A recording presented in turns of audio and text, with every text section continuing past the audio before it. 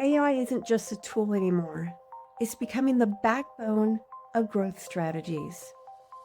Companies are planning, testing, scaling with AI at the core. Efficiency may be rising, but so is generic cut and paste content.